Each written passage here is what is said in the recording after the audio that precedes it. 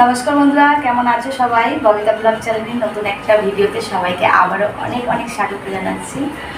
আর এই যে জেঠিমা মারা যাওয়ার পরে আজকে রান্না করছি বাড়িতে। তো দুদিন তো জেঠিমাদের বাড়িতেই খেয়েছি। আর এই যে আজকে প্রথম রান্না করছি মাছ বাড়িতে। তো এর আগে আর মাছ রান্না করিনি। আর আজকে তোমাদের দাদাভাই মাছ এনেছি, তেলাপিয়া মাছ। তো ওই তেলাপিয়া মাছটাই করবো। মা যেহেতু খাবে না, আমরাই খাবো। আর এই তেলাপিয়া মাছটা করবো হচ্ছে আমি ডাঁটা দিয়ে আর পটল দিয়ে।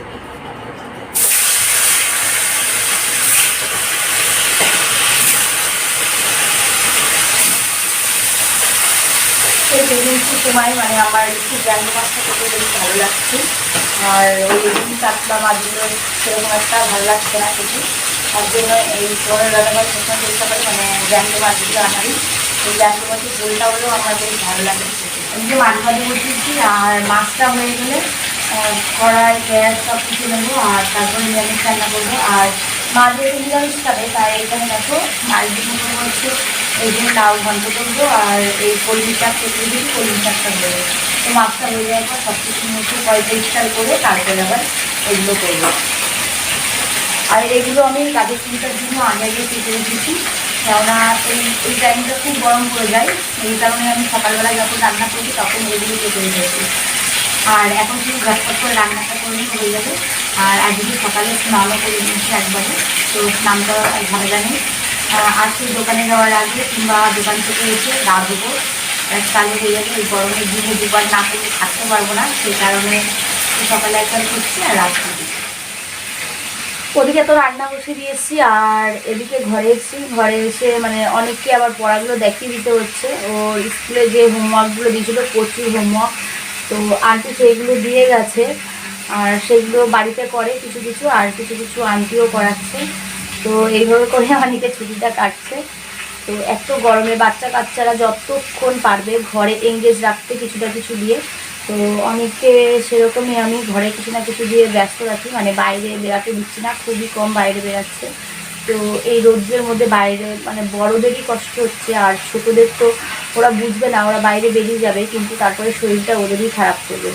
তো যাদের বাড়িতে তোমাদের ছোটো ছোটো বাচ্চা রয়েছে, তারা তারা অবশ্যই চেষ্টা করবে যে বাচ্চাদের ঘরের ভিতরে রাখতে। আর ওই বিকাল 6টার পরে অবশ্য তাদের বাইরে বের করবে, তার আগে না।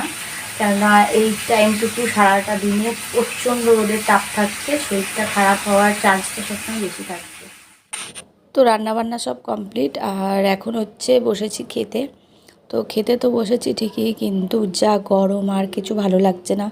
তোমাদের ওদিকে কত গরম সেটা অবশ্যই তোমরা জানিও। আর আজকে এই দেখো নিয়েছি শাক, এটা হচ্ছে কলমি শাক। তো কলমি শাকটা করেছি কালো জিরে ফোড়ন দিয়ে, নর্মালি ভাজা করেছি। আর এই যে অনেকের থালাটাও নিয়ে নিয়েছি, আমি আর অনেক খাবো। আর সকালে এই যে করেছিলাম এটা চুনো মাছ। তো এটা করেছিলাম ডাঁটা দিয়ে চুনো মাছের তরকারি, আর 2-1 পিস পটলও দিয়েছিলাম।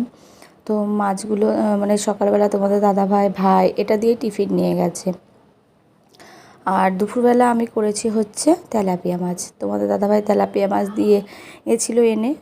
তো এই মাছটাই আমি পটল দিয়ে দেখো পাতলা করে ঝোল করেছি। আর আলু তো সেরকম একটা ভালো লাগে না, সেই কারণে আমি একটুখানি পটল দিয়েছি। আর এখানে সব মাছগুলো ছোট ছোট ছিল, গোটা রেখেছি। আর একটা মাছ একটু বড় ছিল, তো সেই মাছটা বাজার থেকে কাটিয়ে নিয়ে এসেছিলো।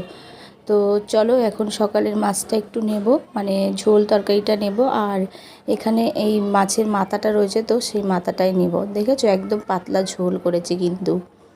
তো এই দেখো আমার খাওয়া হয়ে গেছে শাক দিয়ে। আর এই দেখো ডাঁটা দিয়ে যে চুনো মাছ করেছিলাম, সেই চুনো মাছের তরকারিটা নিয়েছি। আর এখানে নিয়ে নিয়েছি মাছের মাথাটা, আর তার সঙ্গে নিয়েছি একটুখানি কাঁচা পেঁয়াজ। তো চুনো মাছ কে কে খেতে ভালোবাসো জ্যান্ত মাছের ঝোল দিয়ে, তারা তারা অবশ্যই কমেন্ট করো। আর আমার তো খুব ভালো লাগে চুনো মাছ আর জ্যান্ত মাছ, এগুলো খেতে বেশি পছন্দ করি আমি। আর তো এগুলোতে এই চুনো মাছ দিয়েই আমার সব ভাত খাওয়া হয়ে যায়। তো এতটাই ভালোবাসি আমি চুনো মাছ। তো তারপরে খাওয়া দাওয়া করে একটুখানি শুয়ে রয়েছি।